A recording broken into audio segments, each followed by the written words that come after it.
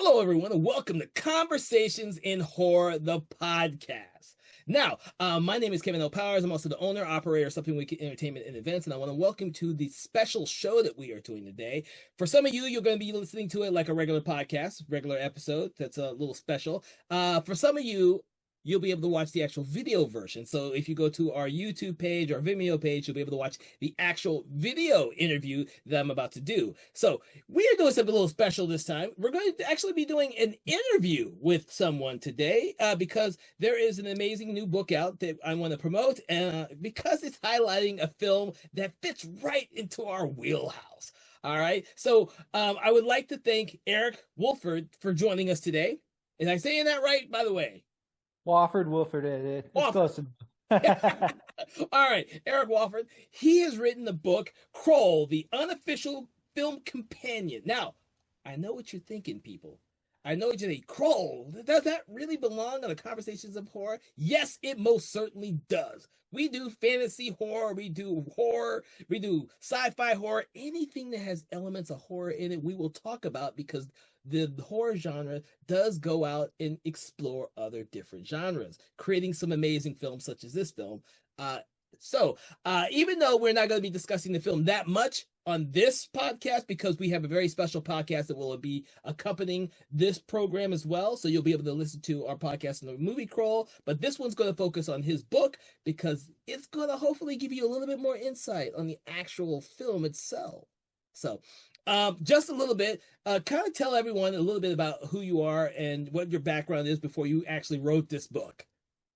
Sure, yeah. So I have quite a diverse background. I've been a soldier, I've been a filmmaker, I worked in the film industry in Georgia for about 8 years. I've always toyed with the idea of writing a book. I love film history books, books about actors, biographies, and Kroll was just the one I just landed on. I was like, no one's done this yet? That can't be true.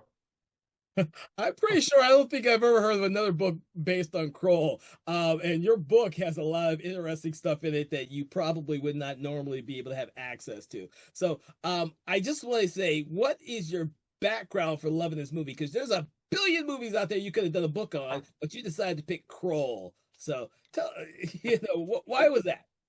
That's a good question. So I did have a long list. I still have a long list of other books I might write on other films, but I have a nostalgia for this movie. I found it when I was probably like 5 or 6 years old.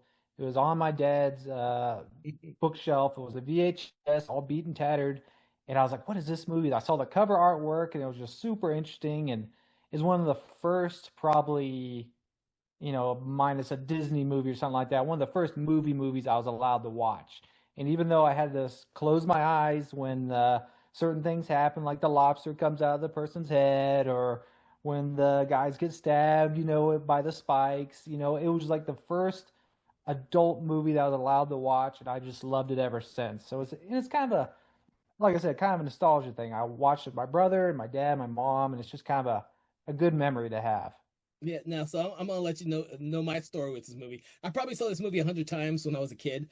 This was one of my favorite movies, as a kid, and it was one of my favorite fantasy movies because I had never seen anything like this as a kid.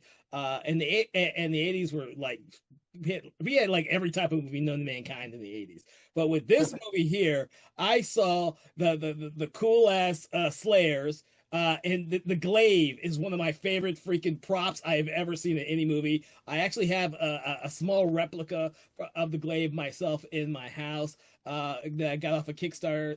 You guys, if you really want a glaive, you can always go find it on Kickstarter. There's a person who makes them for them. They're freaking great. And that's pretty much how I came to be able to watch this movie. Now, I'm almost 50 years old, and before I heard about your book, I hadn't seen the movie in like maybe 15 years because I'd watched it so many times as a kid.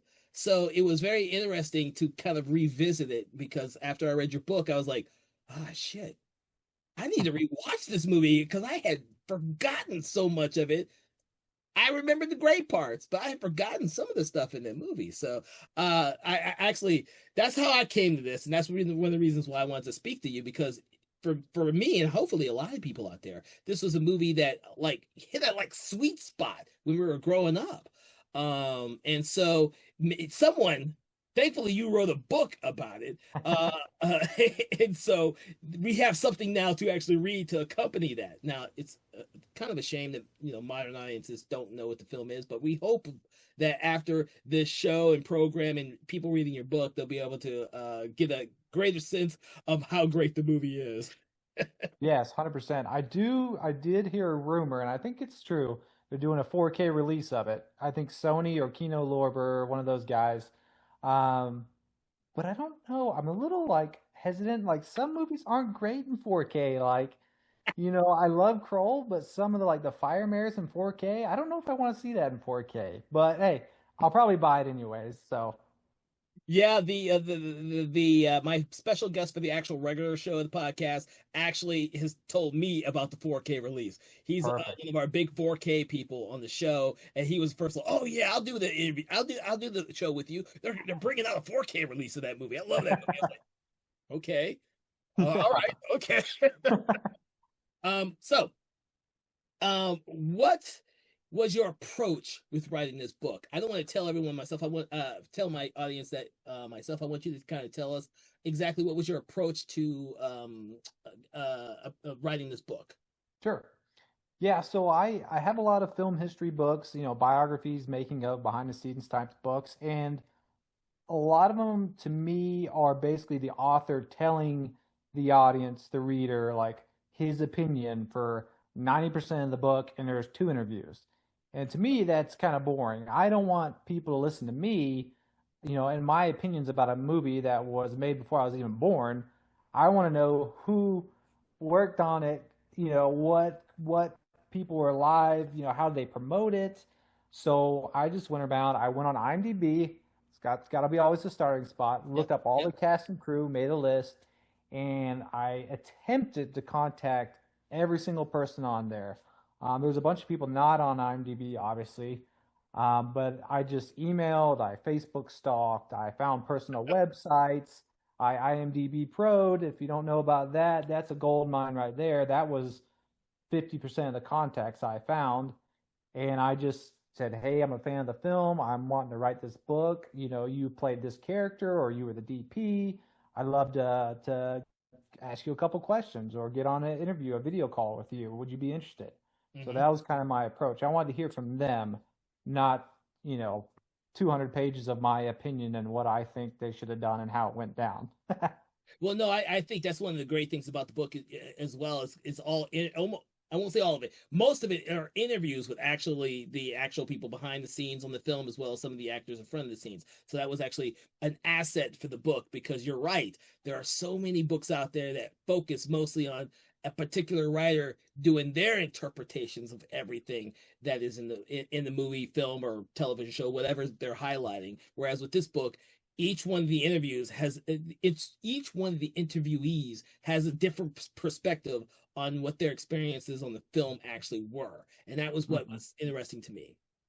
Cool. Yeah, well, that was the goal. Yeah, I want to hear from them and hear their backstories. And the funny part about it is, after it got released, there was people commenting. Most people liked it, but there was a couple of people like, "No, no, no, that didn't happen. That shoot date was like this," and it's like someone 20 years old. I'm like, "Oh, so the guy interviewed who was actually there must have been wrong, and you somehow know, but you weren't even alive yet." It was kind of an odd conversation there a couple times, Really. but it was funny. Yeah, I don't know. It happened a couple times. I was like, okay, whatever, that's fine.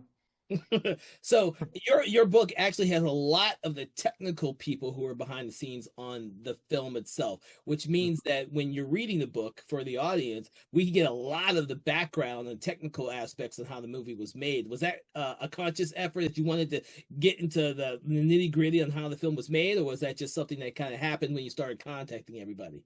It was a little bit of both. So I love the crew aspect of it, even the nitty gritty production assistant stories, stuff like that.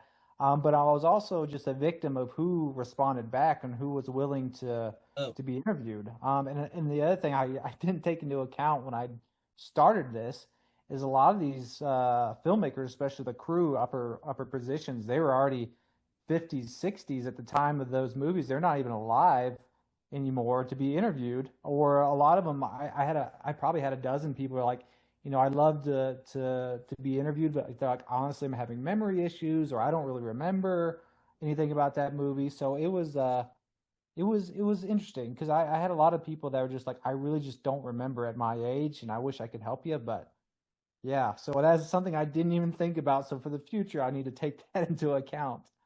Wow, I wouldn't have thought about that either, but I Yeah, guess I guess so. This movie was an '80s movie, so it has some yeah, age to it. Uh, yeah. It does. so if that was one of the more, what was the easiest aspect of putting this book together? The easiest aspect, I guess, just the actual interviews. Like once you got someone on camera, or once someone responded back to email, they were whoever I did get committals from, they were super excited. They're happy to tell the story. They kind of feel like me and you do, like this is like cult classic is kind of overused term, but they're like, this is a great movie. It had a great cast. It had great, super experienced crew. A lot of guys out of the UK that worked on big, big budget movies before Crawl and after. So there's a lot of talent, in front of and behind the camera that I don't think this movie gets credit for. No, I don't think so either. Until I read your book, I hadn't realized how much of the crew was from the UK. And I was like, oh, I would have never thought about any of this had I not read the book. I was like, that's interesting. That makes it a little bit, and especially that some of the visual effects and some of the techniques that were used in the film were kind of new at the time, and they were Hmm. trying to figure all this stuff out as they were doing it. I was like, okay, these are the aspects of the film that get kind of overlooked, because of the time period in which it's made, and so much time has passed, and now everything's done with CGI and computer technology. Now they kind of forget the early stages of how we came to be where we are now. Right, I've heard. exactly. Oh no, I have friends who say, "Oh man, I remember that movie. That movie's so cheesy," and I'm like, "Cheesy?" So because it never seemed cheesy to me when I was growing up. But I was a kid. I saw it like 100 times. It was never cheesy to me. It was always exciting.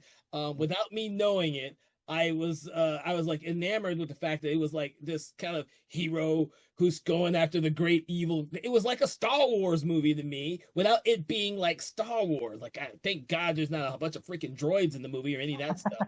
I was still in that fantasy aspect. And one of the things why I liked it so much. So that Yeah, I agree with you 100%. I'm hoping that your book will kind of bring out the woodwork of those people that love it as much as we do, because I think that in order for older movies to be appreciated more by newer audiences, books like this need to be made, because we kind of forget, or audiences kind of forget that the stuff that's made now, and the CGI and the visual effects and stuff like the Avengers and Avatar, had to come from somewhere first. Someone had to Hmm. create that first. And because this is an older movie, it kind of gets overlooked. I can't. I will tell everyone who's listening and watching this right now that there is no movie that came out with a weapon as cool as the glaive. I don't care what anyone says. Yep, I 100% agree. It is the coolest weapon ever, for sure. Yeah, I always, as a kid, I always thought that they should have used it more, but I understand as an adult now why it wasn't used as much. Right. You don't want to use it too much. Right, right. It can't be a lightsaber. I mean, come on. So, kind of, I know was this your first book, or how did you approach this as being, because your background's in filmmaking, your background's in the military. How did you like kind of approach writing this book? You know? Yeah, it was kind of a learning curve. So I've done a couple short films. I've done a feature film. So I've written a bunch of scripts. I love script writing. That's like Yeah. my first passion. Um, but it was like you have to figure it out how to write this. It's like the complete opposite process for writing a script is writing this, because you're not making, well, you shouldn't be making anything up for this book. You're supposed to be getting the facts, and it's more like investigative journalist type Yeah. work, which I really hadn't done before. So it was a little bit of a learning curve, but once I kind of got a couple interviews under my belt, I was like, this is actually a lot of fun too. Okay. And how long if you remember, how long did it take you to kind of collate all these interviews and all this information before you started writing the book? It was honestly from when I first emailed the first person to when I was wrapped up and done and off to the publisher, about a year and a half. Oh, A lot of people, a lot of people they're still working in the industry, a lot of the younger guys, and they're on movies, so they're like, "Hey, when I'm off this movie, I'll give you an interview, or when I have a break, when I get back from this." So it was a lot a lot of waiting, which was wow. a little bit aggravating, but I mean, it is what it is. You got to get your interview. So, yeah, again, I'm just at the mercy of whoever wants to commit and what their timetable is. Yeah, because I was I trying to figure out exactly when did you find when did you realize, okay, this was the last interview, I need to start writing it, or I just need to hold off for these more interviews before I can actually start the writing phase. When did that all kind of come together for you? Yeah, so I kind of, while I was waiting for people to answer me back, I already started working on the cast and crew kind of bio pages with Mhm. their background of film. So I already started on that. And then I had a couple interviews kind of come in right off the bat. The first one I got committed was Graham McGrath, who plays Titch. That was a great interview. And then I had a couple guys, Kent Hill, who kind of does an essay, kind of arguing against how this is not a Star Wars knockoff. It's That's why I something mentioned. completely different. Yeah, so he was working on that in the meantime. So I was trying to do what I could while I was waiting on other people, but a lot of the stuff I couldn't finish until I had everything done and I knew who was on board. So yeah, it was kind of like hurry up and wait. It took a while, but yeah, it was still a lot of fun. It was a lot of fun. All right, so we're getting into the process of you writing it now. So, what was kind of the hardest aspect of actually writing the book? What was the hardest thing for you to either find or actual writing aspect of the book?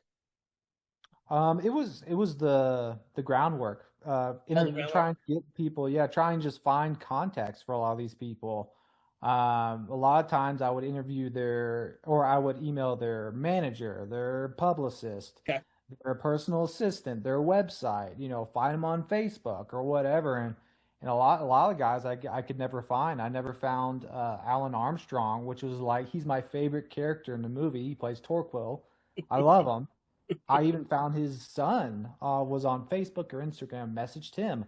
Never heard back anything from him. So it was kind of, yeah, an odd situation. I just had to, yeah, the writing part was easy because I basically had half the work was done for me. The interview. I was just copying and basically pasting or whatever we had our interview about, and then just filling in the blanks as far as the cast and crew bio pages and the essays. But yeah, I'd say just getting in contact with these people in the first place was by far the hardest part.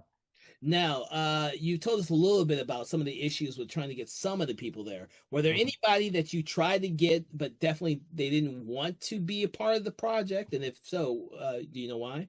Yeah, so that was kind of another shocking aspect I didn't even think about. I had a lot of people that this kind of put a shadow on their career. They didn't get a lot of work after this. One of them being Ken Marshall. Hmm. He doesn't, I never actually personally spoke to him because he's not even in the industry anymore.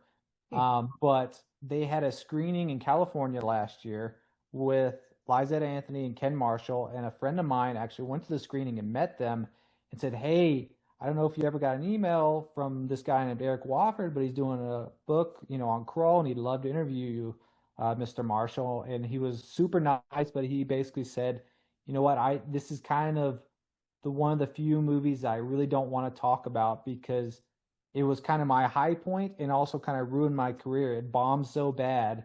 He's like, "I didn't get a lot of work from it. I got a lot of like negative press from it." And he's like, "Honestly, it was just kind of depressing." And he's like, he was super cool about it, super nice guy apparently, but he didn't want to talk about it. The DP, which I can't remember his name at the moment, I think it's Peter something, was like best friends with the director, and I talked to him several times on email, and he was like, "Yeah," he's like, I'm just gonna have to pass on this." He's like, "I don't think it's our best work and my friend's best work." He's like, "If you want to talk about Bullet or something like that," he's like 100%, but he's like, "It's kind of a negative mark on my career and his career," and I had a lot of that. and I didn't even think about that. The first person I emailed was Liam Neeson, was his agent, and I never heard an answer from Liam Neeson, but his agent just said he's very busy right now. He's on a movie and he doesn't really discuss Crawl. And if you listen to interviews Wow. with Liam Neeson, like he never brings up Crawl. Like, and I find that strange. Like it was I think his second big movie. He did Excalibur and then Crawl almost, a couple years apart. And I thought he was great in Crawl.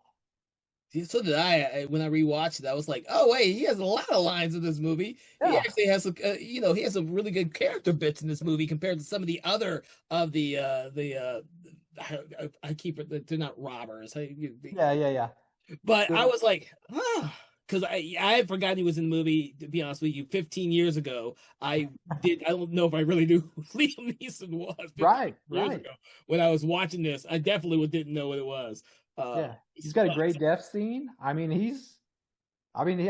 he was great in the movie. I would have loved to interview him, but yeah, I ran into that a lot. A lot of people like avoided the interview, like, "Ooh, that movie bombed. I don't really want to talk about it. I'll talk about something else." Or, I didn't get a lot of work after that. It was like, what? Like, even if the movie bombed, like the craftsmanship itself and the acting was great. Like, I don't see how someone could, not give you work or something like that based off Kroll, like whether it bombed or not. It's well made movie at least in my opinion. in my opinion, it is too. I just happen to, like I said, I rewatched it recently because of the book, and we were doing a show on it, and I was like, I had forgotten how much I really loved it because when you're young, you watch some of these movies and they leave an impression on you. And then Hmm. you watch them a lot of times. I don't know if it was for you, but this is how I grew up. I watched it so many times, I had memorized the film. And as you get older, you don't go back to those films that you grew up with that often. You watch new movies and you kind of remember the nostalgia for these great movies or movies you think were great when you were growing up. Uh, Yeah. Crawl has always been one of those movies because there's not many fantasy movies that really hit it with me. When I was younger, it would be like this and Dark Crystal and Labyrinth. I always like those darker fantasy Yeah. movies, Legend. And so those stuck with me. Whereas some of the other ones that were more realistic, like Excalibur, and I've seen those. I grew up with those, but they didn't stick with me like this movie did. Sure. So it's hard for me when you tell me that because the movie bombed, and I never kept track of what movies bombed or didn't bomb when you're a kid. Who cares about Right. that stuff? You care Yeah. what you like. And so it's kind of hard for me to realize, like kind of like you, that when you tried to interview these people, that they were like, oh, they just don't want to talk about it because it was such a blemish on their careers. And as a fan of the movie, I kind of feel a little bad about people for that. I mean, I can understand why you don't want to talk about it. To be honest with you, I do understand. I don't talk about some of my bad movies that I made. Don't talk to me about that movie. Yeah.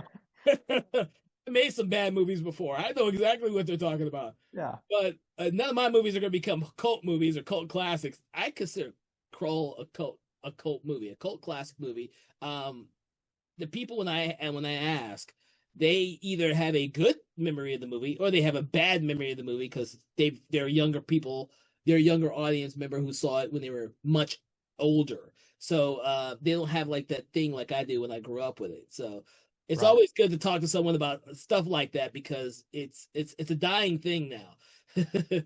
we have too many streaming services out there with movies coming out every day of the week, uh, and the older movies like this one are getting left in the dust because people Yep. aren't talking about them. Books aren't being made about them, and then even people who are involved in the movie aren't talking about them. So that's why I see the need for stuff like your book and our continuing reevaluation and talking and conversations about these type of things.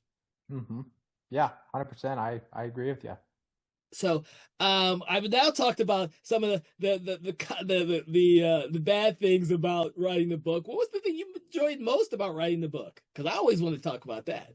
Yeah. I don't know. Obviously the interviews themselves, I don't know if I have a favorite interview. I really liked my interview that I had with Nick Maley, who did all the creature effects, because we started going down the rabbit hole of other movies he worked on, and he did the original Yoda puppet. He did, I'm trying to think, Life Force.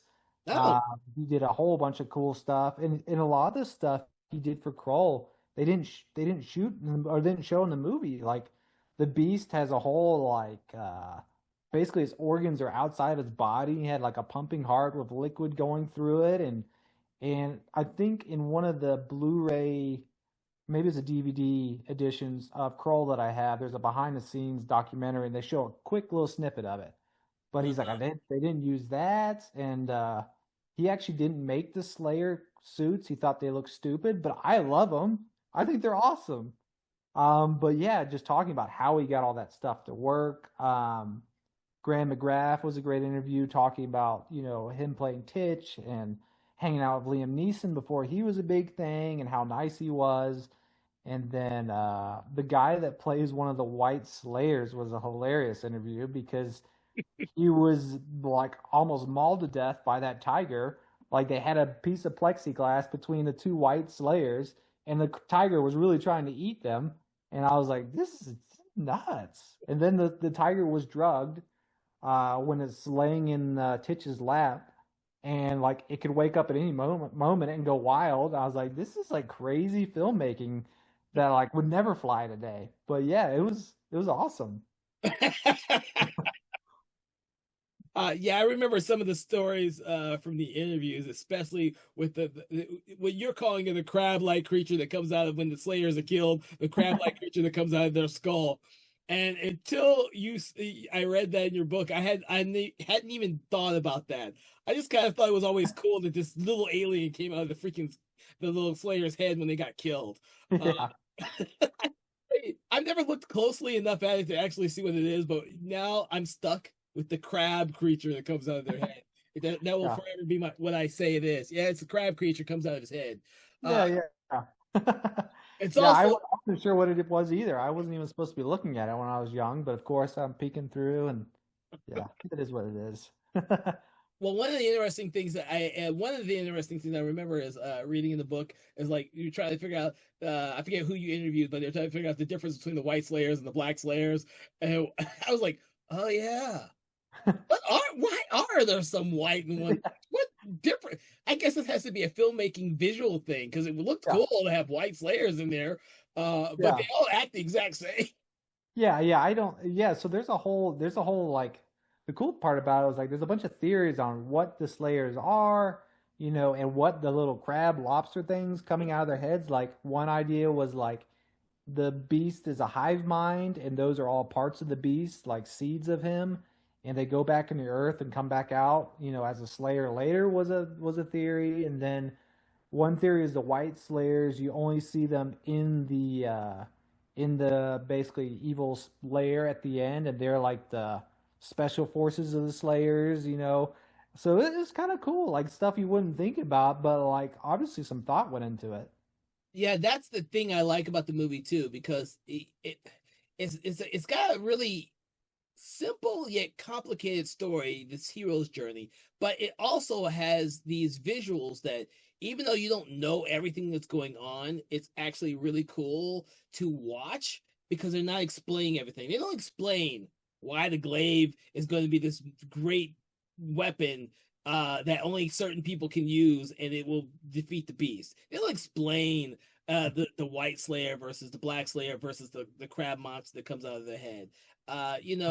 But the subtlety in the films, especially with I forget the oh my god, I forget the one character who actually goes to see the widow in the web. Um Oh yeah.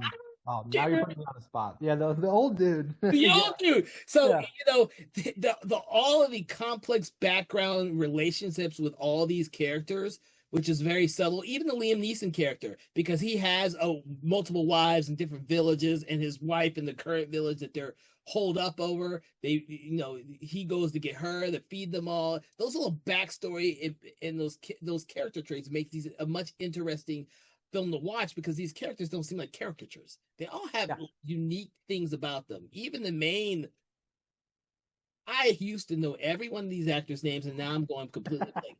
The main the robber who's in charge of the entire group. I can't think of his Torquil's his name. name in the movie. Alan Armstrong's his real name. Yeah, I freaking love that dude from Oh Split yeah. Second and everything else I've ever seen him in. I was like, dude, I love that guy.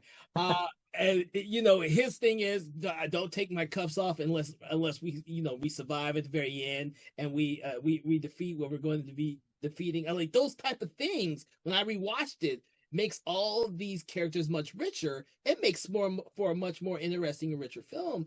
And I'm sorry that it just shocks me that more people didn't pick up on this when the movie came out. And of course, the cult audience is small for this. Like I said, we're not hearing a bunch of people talking about it.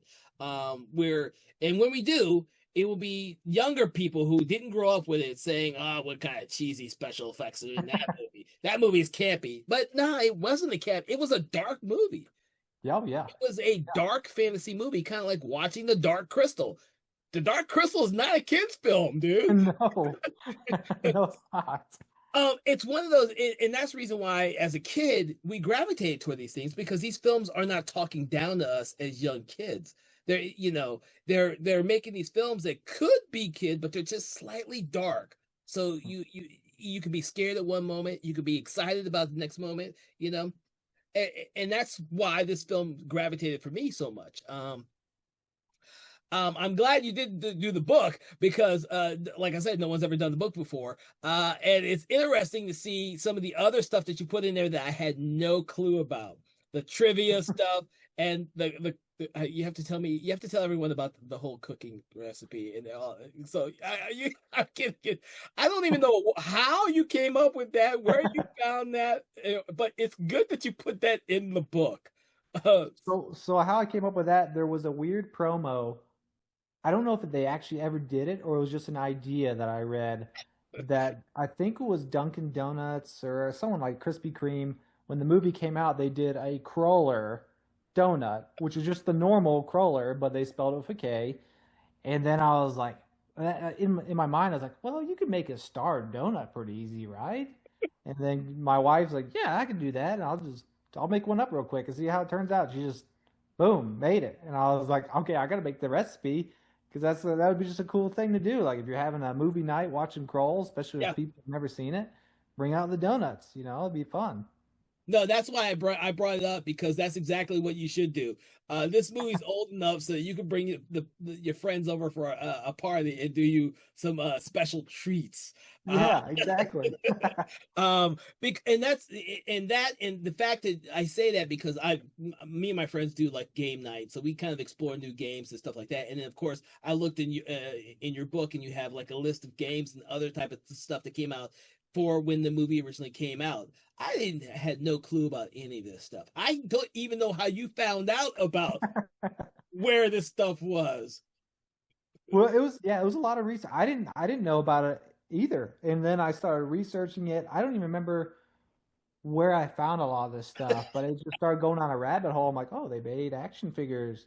Oh, they made a board game, and like trying to find these things. Like I found a lot of the stuff on eBay.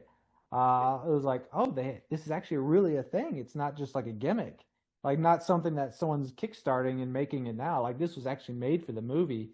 And then when the movie bombed, they're like, okay, we'll just cut the merchandising. We're not going to do much of it. So if you can find that stuff, it's like rare and like worth a lot of money now. So you bring up, and we've talked about this a little bit. You brought up something that I want to kind of discuss a little bit, which is why do you think the movie bombed? Do you have an actual opinion about why the movie was bombed? Why it wasn't like it didn't click with audiences at all? I'm not sure. I think what it was, I think when you watch like the trailer, especially the first trailer, or maybe it was a teaser, it's almost not enough. It's basically the ships floating by in space. I feel like they were trying to drive home like this is Star Wars. This is the new Star Wars movie.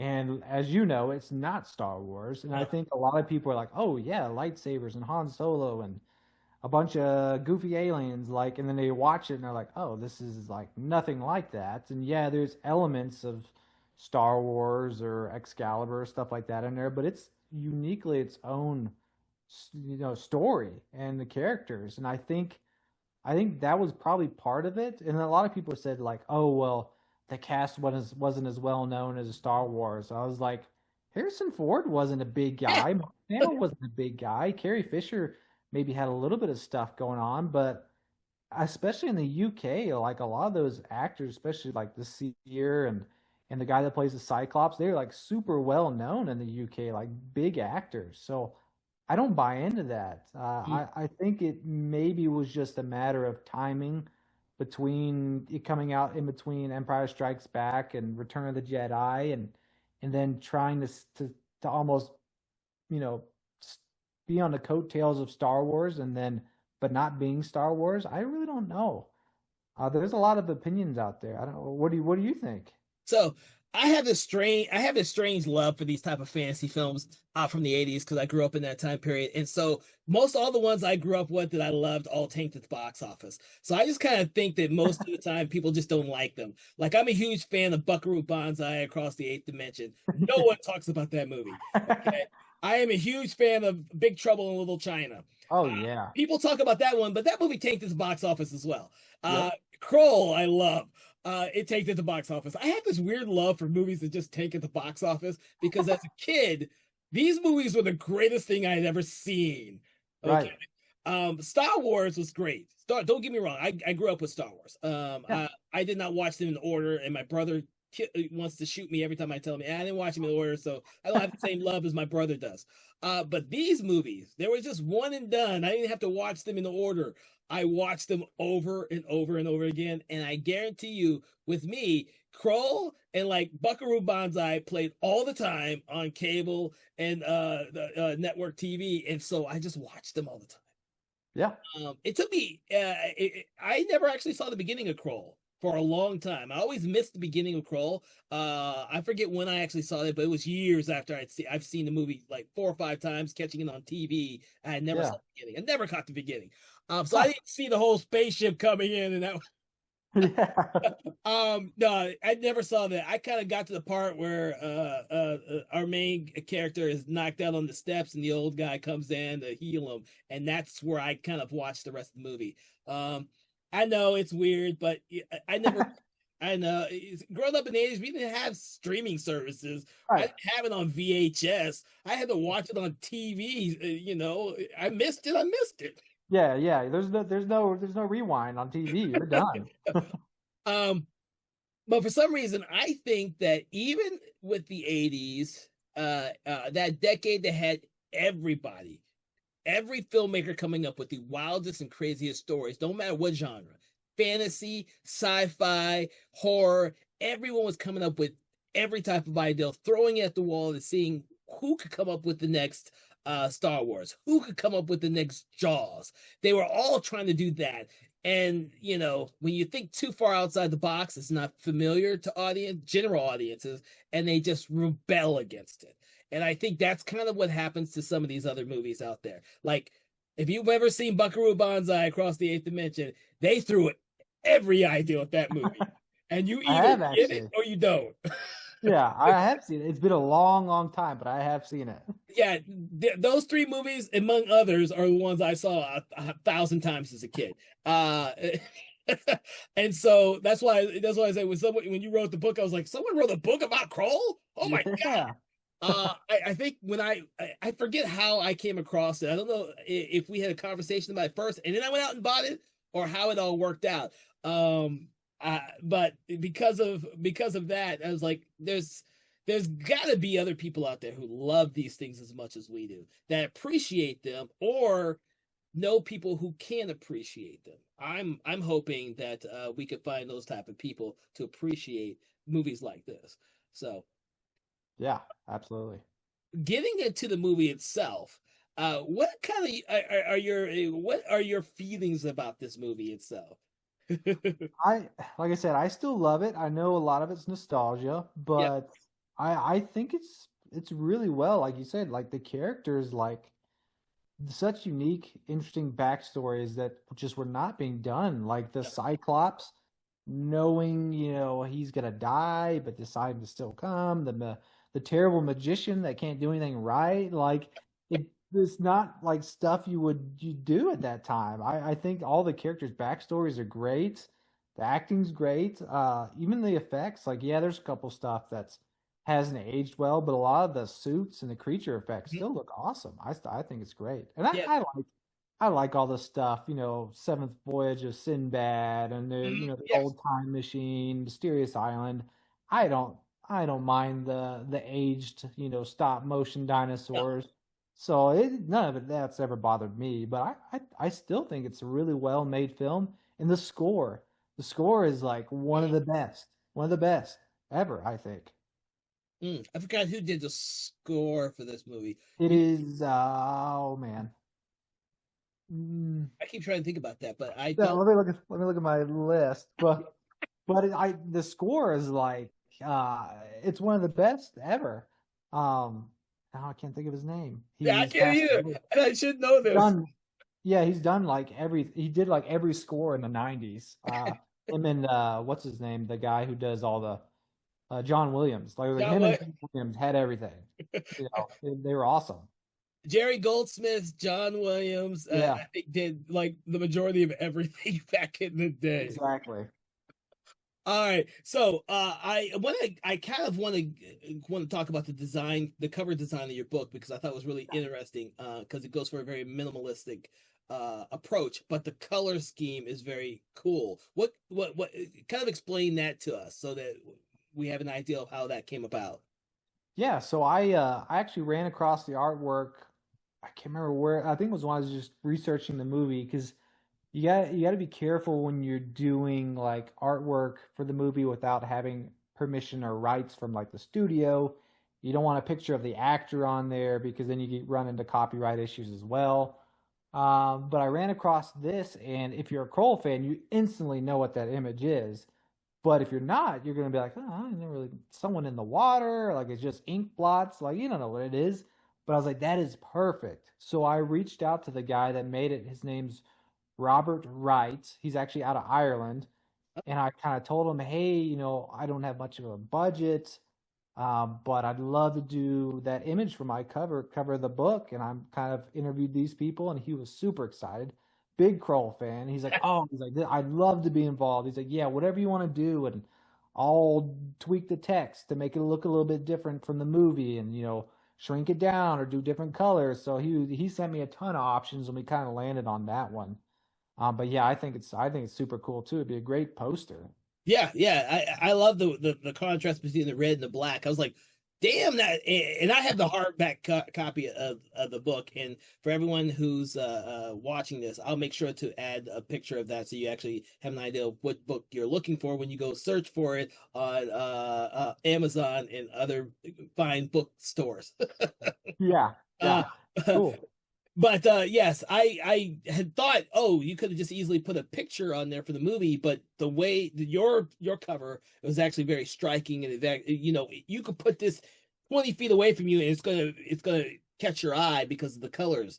I know a little bit about graphic design, not much.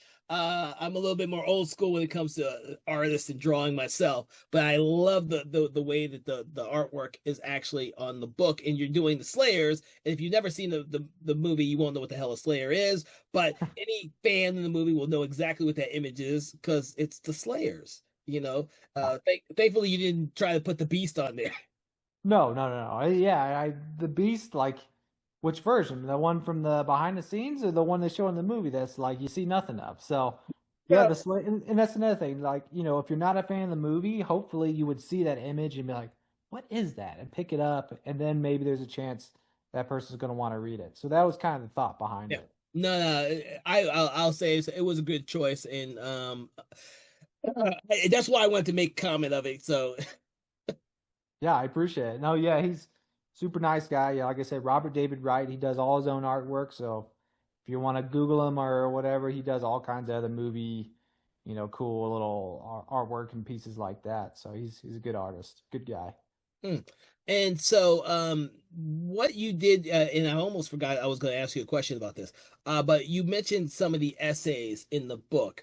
I want because you have so much other content in the book. What made you want to add a couple of these essays in the book? Yeah, so the one I did, which is a comparison of Mm. the paperback versus the finished movie. And that was basically just I wanted to read it and see if there was a lot of differences, and there actually was a ton. So that was the idea behind that, and I thought that's unique enough to throw in there. It's not just my opinion; it's the differences. And then when I first announced I was doing a Kroll book, a guy by the name of Kent Hill reached out to me. He's from Australia, actually. Huge fan of the Kroll book, and he does film essays and stuff for his job. He's also a filmmaker as well, and he's like, "Hey, who have you interviewed? I'm super interested." And then I kind of looked up his backstory and his writing, and I was like, "Hey, it'd be kind of cool if you wanted to like contribute to the book." And he's like, "Well, what would you want to do?" And we both are super ticked about the stupid, oh, it's a Star Wars ripoff movie. I was like, "Do you want to kind of tackle this?" He's like, "Oh yeah, I'd love to." So his essay is whole, this is its own thing. It's not like Star Wars. There's some funny humor, sarcasm in there. Yes. So I thought it was a good contribution to it, and kind of break up the interview after interview after interview, kind of have something different for the reader. Now, I actually think that that's a great asset to the book itself is having that in there because the people who are aware of this film and who may not have ever looked at it in a critical or even a fan perspective, the first thing they're going to look at or think about is it's a ripoff of Star Wars, and it's good to have that in there to show that it's not a ripoff of Star Wars. It's its own thing, and this impression that audiences have that it is a ripoff of Star Wars is one of the reasons why I think a lot of people have not bothered to watch the movie. I think that those comparisons from when it was made kind of stuck, which is really, unfortunate. And I'm hoping that when people read the book and they read that particular essay, they gotta get, oh, it's not like Star Wars. It's its Right. own thing. Because so many movies at that time are compared to Star Wars. Yeah. Which is a shame unless it's one of the actual Roger Corman ripoff movies of Right. that area. Those we Yeah. all know are actual ripoffs. This one Oh is yeah. Oh yeah, 100%. But the other argument too is they're like, well, they use a lot of the same crew. Well, back then in the UK, there was only like it's not like it is now. There's a small select film crew that worked in the UK. They worked on all the UK movies. So yeah, there are a lot of Star Wars guys that worked on Kroll and vice versa. But like that's not a valid point because they worked on everything in the UK. There's and then they filmed everything. They're like, oh well, they filmed at the same studios as Star Wars. I'm like, yeah, so did Bond, and so did everybody else. Hammer movies, like, it's a small industry, especially back then. Like, it's not like it is now. So yeah, yeah. there is gonna be that crossover. Yeah, well, especially here in Georgia, where I talk to the same people who work on every Marvel movie versus every Fast and Furious movie, versus like they're all using the same people over and over again. I was like, Yep. yeah, because for the longest time, the talent pool in Georgia was so small, so everyone worked on everything. Uh, Yep. so I understand that mentality perfectly. So okay, so what was I was about to say something and I forgot. Oh, uh, okay. I'm trying to think of what else I was going to ask you because I got through most of what I wanted to say, but there was something else I can't remember. Oh my God. The thing is, before we kind of get towards an end here, I still want to know, are you working on another book other than this one because of the type of book it is, or if you're working on another screenplay, kind of tell me what you're actually working on now. So right now, I'm not doing any screenplays at the moment. I'm trying to wrap up a feature film that's a horror anthology. I've got to shoot just a small section for the wraparound. Um, Between moving and kids and all that kind of stuff, I haven't been able to get out and do it. But I do also have a short film that's won some awards called Blue Amber. It's based off a short story by what you I just forgot his name. David Shaw. So he was a big horror writer from the '80s, but he also wrote Okay. Crow. The original. He wrote The Hills Run Red, The Texas Chainsaw Massacre 3. So he's like a big Okay. Yeah. horror guy, and he did a super gnarly Western alien short story that has a lot of humor in it, super bloody, and I adapted it, and it's kind of doing the film festival circuit right now. Okay, good. But as far as books about film, I am toying with some other ideas. Like I said, I still got that long list. The one I am leaning pretty heavily towards is Near Dark. I, Oh, I might do a great Near one. Dark book. So. Yeah, that one gets overshadowed by Lost Boys, unfortunately. Yes, yes. Oh, I love Near Dark. It's fantastic. The one I did try to do in between, I tried to do one on Prophecy, the 70s one about the giant mutated bear, not the Christopher Walken one. And I just couldn't get enough people. Like I couldn't get enough people to fill the book. It was again, that's an even older movie than Kroll. I kind of was running into the same issues. Yeah, So because I had to drop that one. isn't John Frankenheimer the director for that one? Yeah. Yeah, Yeah. is he passed away yet? I think he has, a lot of the cast Yeah. has, and yeah, I just couldn't get enough people to make a book out of it, so I had to drop that one. But yeah, I think Near Dark is definitely at the top at the moment. I still need to get settled at the house, calm down, and then reach out and see if I can collect a big enough pool of people for interviews to actually to make it happen. Okay, well, good luck on that one. That seems very interesting. I'm a huge fan of that one too. Yeah, hey, we'll have to get back on here. So I do remember the question I want to ask you, and I don't want to forget it because this is very important. It is, what do you think you missed out on with this book? What do you think that you wish you had gotten but couldn't? Because that's going to be something that's very important. That if you decide to do an expanded version, you finally get the stuff that you missed out on. Yeah, I mean, man, that's a long list. Oh, okay. Like I got like the DP. I was very close to getting his interview, which I would have loved. He worked on huge movies, Bullet being one of them with Steve McQueen. Ken Marshall. I don't think I'm gonna get Ken Marshall. I got really close to Lizette Anthony's interview. I didn't get that. Alan Armstrong, Torquil. One guy I talked to a while but couldn't get an interview with, and I honestly don't remember why I couldn't line it up. It was the guy who wrote the book version, Alan Dean Foster, because he's written a bunch of scripts. Uh, Lots of That would have been novelizations and great. movies too. Yeah, Novelizations. yeah. So I would have loved to add a full interview of him. Shoot, I'm trying to remember. Yeah, I literally, I probably emailed over 200 people, cast and crew. Like I scoured it, and I'd say about 25% never got a response. I'd say 10% were passed away or they didn't remember. And then I'd say another 10, 15% were like, this was a black spot on my career. I don't want to discuss it. So like it was, I'd say only about 50% I got actual responses back. So there's a Yeah. lot of interviews I would have loved to have gotten. And then in hindsight, I probably would have maybe tried to get a bunch of interviews already down on paper and then reach out to some of the bigger people and be like, hey, so and so's already done it. Hey, I've already got a bunch of people on there. Because I think that might have scared a bunch of people. They're like, oh, well, he hasn't even interviewed anyone for this book yet. This is never going to happen. I now, though, I have had some contacts come back to me now the book's out that may do an expanded version with me. I don't want to say who because it's not a for sure thing yet. But now that the book has come out, I have had some of the people that originally said no. Now they are potentially interested. So I'm hoping to do an expanded version with some more interviews from some of these people I didn't get to get. Nice. Well, that's what I'm hoping for too. You've already got the process started. You will have the actual book, a actual book already done, so people can say, "Oh yes, there are people who actually want to know more about this film," and you should set your record straight.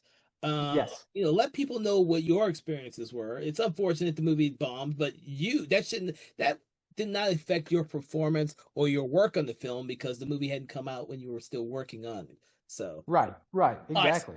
that's how I see it. So, uh, Yeah. with that, is there any other thing you would like to tell us about their book or the movie Kroll itself? No, I think that's a good interview. I mean, I think we covered a lot there. I just say to anyone who hasn't seen Crawl, give it a shot. It's a lot of times it's on Tubi or something like that on a free streaming service. Mm, Especially if you're a fantasy, horror, sci-fi, 'cause it kind of covers all three of those genres easy. does. You give it a shot, and don't listen to people that say it's a Star Wars ripoff. Yes. And if you're a fan of Krull, or if you're a fan of just like film history, there's a lot of cool interviews in there, like with Lindsay Krause, like talking about working with Dustin Hoffman and Robert Redford, and like there's the amount of people that were in the orbit of Krull is insane, and it's kind of cool, in my opinion. I'm just speaking for myself here, to learn a lot of the other people that worked on Krull or were involved in Krull in a side project, Mhm. that you would never think would be even in that world. So, yeah, give it a try. Okay. Well, I'm going to say a few last words. I'm hoping that with this interview, everyone who's listening and watching this interview, and for if you're listening to the actual podcast for the actual movie itself, we hope that you will have a greater appreciation of this film if you've seen it before. Now, for those of you out there who have never seen the film, we hope that you will actually go out there and actually check it out. And while you're at it, you should check out Erick's book as well, because it gives a lot of great behind the scenes information that the film itself doesn't give. And there probably isn't a whole lot of behind the scenes actual footage on the DVDs and Blu-rays yet, because unfortunately for this film, it has a lot of blemishes on it because it was a movie that did not make money at the box office. It did not make what the studios hoped it would be, and therefore it's been kind of, relegated to the cult status of film lovers out there. And the fact that it's a fantasy film. Fantasy films have the worst track record at the box office, and they're not nearly as fondly remembered as sci-fi movies or horror films when it comes to being cult movies. It's an unfortunate thing for the fantasy genre. It's not the same nowadays. Nowadays, we have plenty of fantasy films to actually gravitate towards, but back then, there were few and far between, and they weren't well remembered or well liked, except for people like me who grew up watching them 100 times. Uh, with that, I want to thank you, Erick, for joining me on this conversation of horror in which we got to delve deep into your book, Kroll, the unofficial film companion. I want you all to check it out. Check the show notes. I'm going to have the link to purchase the book there and to find out more information about the book. I also make sure to give you some information about where you can find the film, because I think it is on Tubi, actually. Everything seems to be on Tubi nowadays. Yeah, Um, for sure. yeah, everything seems to be on Tubi nowadays. But if not, go out there. There's going to be a 4K release of it coming out. So that should tell you one thing, that there is an audience out there for this film, or they wouldn't be wasting the money to convert it to 4K. Hey, that's a good point. That's an excellent point. It's unfortunate that there's not enough people who know about the film and love the film to keep the name of the movie in everyone's consciousness as generation goes by with each new generation. But that's why we have these books. That's why we have these conversations. That's why we have film historians and film critique and analysis to allow you to see these films in a different light. So with that, I'm Kevin L. Powers. I hope you've enjoyed Conversations in Horror. I hope you've enjoyed this amazing interview, and I hope that you'll check out all of our previous episodes that we've done in the past, as well as continuing to do more special episodes like this. From all of us here at Something Wicked Entertainment, I want to wish you a pleasant day, and check out that glaive in my hand if I had it right now. Have a good day. Conversations in Horror is a Broken Lighthouse Pictures production, written, produced, and directed by Kevin L. Powers, executive producer Kelly A. Inoka.